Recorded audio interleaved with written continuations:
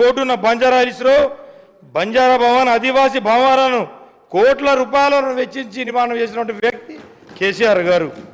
కాబట్టి అదేవిధంగా గిరి వికాస్ పథకం ద్వారా ప్రతి ఒక్క గిరిజన కుటుంబానికి 2 లక్షల రూపాయలు కేటాయించి బోరు బావితో పాటు 3 ఫేజ్ కరెంటు అందించినటువంటి మహానాయకుడు కేసీఆర్ గారు. కాబట్టి అంతేకాకుండా నియోజకవర్గ కేంద్రాల్లో జిల్లా కేంద్రంలో పాటు నియోజకవర్గ కేంద్రాల్లో కూడా 2 కోట్ల రూపాయలతోటి ప్రతి ఒక్క నియోజకవర్గాల్లో అదేవిధంగా జిల్లా కేంద్రాలలో గిరిజన భవనాలను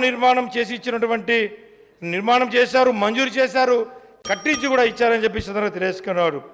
విదేశీ విద్యా పథకం ద్వారా అర్హులైన పేద విద్యార్థులకు 20 లక్షల రూపాయలు సాయం అందించారు. కళ్యాణ లక్ష్మి, షాదీ ముబారక్ పథకాలతో 1 లక్ష రూపాయలు సాయం అందించి నిరుపేద కుటుంబాలకు చెల్లెమ్మలకు మేనమామగా బాసగా నిలిచినటువంటి వ్యక్తి కేసీఆర్ సార్ గారు. దేశ చరిత్రలో ఎక్కడ లేని విధంగా దళిత బంధు పథకాన్ని తెచ్చినటువంటి వ్యక్తి కేసీఆర్ గారు. కాబట్టి వీటితో పాటు నా నియోజకవర్గంలో అధ్యక్ష మరి ఆయన ఎట్లా మాట్లాడుతున్నాడు? మొత్తముగా గత ప్రభుత్వం ఏం అంటే కాంగ్రెస్ ప్రభుత్వం ఏం చేయలేదు, అప్పుడు ఇప్పుడు మొత్తం మేమే చేసినామని చెప్తున్నారు. ఆ సోదరుడు మొన్ననే టీఆర్ఎస్లో పోయిండు, అప్పటిదాకా కాంగ్రెస్లోనే ఉన్నాడు. అంటే కాంగ్రెస్ ప్రభుత్వం యొక్క కార్యక్రమాలు నచ్చాయి కదా అధ్యక్ష. ఈరోజు ఈ రాజ్యాంగం ద్వారా ఎస్టీ స్టేటస్ ఇచ్చిందే ఎస్సీ ఎస్టీలకు కాంగ్రెస్ ప్రభుత్వం అధ్యక్ష. అదేవిధంగా సోదరుడికి కూడా రిజర్వేషన్ రావడానికి ఆ రోజు 1976లో ఇందిరమ్మ గారు మరి తీసుకొచ్చినటువంటి రిజర్వేషన్ తోటే ఈరోజు సోదరుడు ఈరోజు ఎమ్మెల్యేగా ఇక్కడ రావడం జరిగింది. ఇంకొకటి గత ప్రభుత్వం మరి లోకల్ రిజర్వేషన్ కాంగ్రెస్ ప్రభుత్వం తీసేసిందనే విధంగా మాట్లాడారు.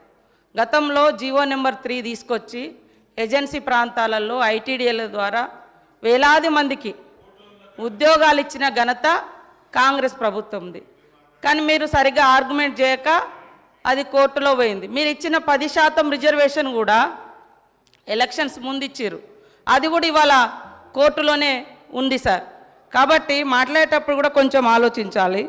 అదేవిధంగా పోడు భూముల చట్టం వందల సంవత్సరాలుగా అడవులలో బతుకుతున్నటువంటి అణగారిన ఆదివాసీ గిరిజన వర్గాలకు మరి పోడు భూముల చట్టం 2006 ద్వారా హక్కు కల్పించినటువంటి ఘనత శ్రీమతి సోనియా గాంధీ గారు యూపీఏ చైర్పర్సన్గా, అదేవిధంగా ఆనాటి ప్రధానమంత్రి మన్మోహన్ సింగ్ గారు సార్. కాబట్టి ఇంకా కొన్ని మైనార్టీల గురించి మేము వచ్చి 10 నెలలు అయింది, మీరు 10 సంవత్సరాలు అన్నారు. 12% రిజర్వేషన్ ఇస్తా అన్నారు, మరి 10 సంవత్సరాలైనా ఇవ్వలేదు. అది మీరు మాట్లాడాల్సిన అవసరం ఉంది సార్. అదే కాకుండా దళిత బంధు పేరుతోటి మోసం చేసినామన్నారు. ఇందులో ఆల్రెడీ 2000 కోట్ల రూపాయలను ఈ సంవత్సరానికి గాను మరి పెట్టడం జరిగింది. కాబట్టి మేము ప్రవేశపెట్టినటువంటి బడ్జెట్ను కూడా చూసుకొని మాట్లాడితే బాగుంటుంది. అంటే ఓకే అన్న, నేనేం అనడం లేదు, కానీ మేము పెట్టినాం కదా, పెట్టిన వాటిని కూడా మీరు పెట్టలేదు, చేయలేదు అని కాకుండా మంచిని మంచి అనుండ్రి, చెడుని చెడు అనుండ్రి, పాలకు పాలు నీళ్ళకు నీళ్ళు, అంతేగాని అన్నీ ఏం లేదు అంటే మరి అది కూడా కరెక్ట్ కాదు. కాబట్టి మా సోదరుడు కరెక్ట్గా ఆదిలాబాద్ జిల్లాలోనే గత 10 సంవత్సరాలలో మీరు ఎన్ని వేల మంది గిరిజన నిరుద్యోగ యువకులకు ఉద్యోగాలు ఇచ్చిరో చెప్పండి, ఎంతమందికి ఎస్సీ ఎస్టీలకు ఇండ్లు ఇచ్చిరో చెప్పండి, ఎన్ని వేల మందికి నీటి వసతి కల్పించిరో వ్యవసాయానికి చెప్పండి. అదేవిధంగా మైనార్టీలకు సంబంధించి కూడా రిజర్వేషన్లు, ఉద్యోగాలు, ఇండ్లు ఏమిచ్చిరో చెప్పండి. మేము 10 నెలలు కూడా కాదు, 8 నెలల్లో ఇప్పుడు మా బడ్జెట్లో అన్నీ పెట్టడం జరిగింది. కాబట్టి ఇవన్నీ ఆలోచించి మాట్లాడాల్సిందిగా మా సోదరుని కోరుతా ఉన్నా అధ్యక్ష. అనిల్ జాదవ్ కన్క్లూడ్ చేయండి. అధ్యక్ష, ఏదైతే మంత్రి గారికి ధన్యవాదాలు. ఇప్పుడు మాట్లాడినటువంటి మంత్రి గారి వాళ్ళు కాంగ్రెస్లో ఉన్నారు, నేను అంతకుముందు కాంగ్రెస్లో ఉన్నా, కానీ నేను ఎమ్మెల్యే కాకముందు ఒక జడ్పీటీసీని, నేను జడ్పీటీసీ గెలిపించింది కూడా బీఆర్ఎస్ పార్టీ అని చెప్పేసి గుర్తుంచుకోవాలని చెప్పేసి ఈ సభ ద్వారా కోరుకుంటూ,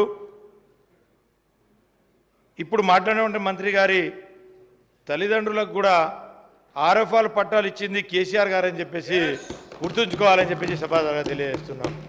అదేవిధంగా నా తల్లిదండ్రులు అంటుండ్రు, నా తండ్రి, నా తల్లి తండ్రి 2006 అటవీ హక్కుల చట్టానికి అర్హులు. వాళ్ళు ఎక్కడ దానం తీసుకోవాలి. ఒక ఆదివాసీ బిడ్డలుగా పోడు కొట్టుకుంటే 10 ఎకరాల వరకు హక్కు సోనియమ్మ పెట్టినటువంటి చట్టం. దాని ప్రకారంగా వాళ్ళకు వచ్చింది. ఏది దానం రాలే. నా తండ్రి రెక్కలు ముక్కలు చేసుకొని అడవి కొట్టుకొని బతికే తండ్రి. ఈ రోజు కూడా మా నాన్న రోజు గుట్టకే పోతాడు సార్. నేను మంత్రినైనా ఎమ్మెల్యే అయినా రోజు అడవికి వెళ్ళి మా ఊర్లో పోయి ఎంక్వైరీ చేయండి. కాబట్టి ఏది ఉచితంగా రాలే, చట్ట ప్రకారం వచ్చినటువంటి హక్కు. కాబట్టి దానం ఇచ్చినాం అని మాట్లాడకండి. అది నా హక్కు. ఆదివాసీ బిడ్డగా కాంగ్రెస్ ప్రభుత్వం పెట్టినటువంటి హక్కు ప్రకారం నా తండ్రికి పోడు భూముల పట్టా హక్కు వచ్చింది. అది కూడా మీ ప్రభుత్వం వచ్చిన తర్వాత 10 ఏళ్ల తర్వాత ఎన్నికల ముందు మీరు తీసుకున్నారు. అప్పటిదాకా చాలామంది గిరిజనులకు పట్టాలు రాక ఇబ్బంది పడ్డమాట వాస్తవము. కాబట్టి ఈరోజు కూడా మరి కాంగ్రెస్ ప్రభుత్వంలో మీరు రైతు బంధు తీసుకునేటోళ్ళు, ఎమ్మెల్యేలు, మంత్రులు ఉన్నారు. అదేవిధంగా ఇంకా రకరకాల స్కీమ్స్ తీసుకుంటూ ఉన్నారు. అంటే ఒక ఆదివాసిని అయినందుకేనా సార్ పదే పదే ఈ ఎమ్మెల్యే తల్లిదండ్రులకు ఇచ్చినాం, ఎమ్మెల్యే తల్లిదండ్రులకు ఇచ్చినామని చెప్తారు. అది నా హక్కు. నేను ఎమ్మెల్యే కాకముందు నుంచి కూడా నా తండ్రి, నా తల్లి అడవిని ఆధారంగా చేసుకొని బతికే కుటుంబాలు మావి. కాబట్టి ఆ క్రమం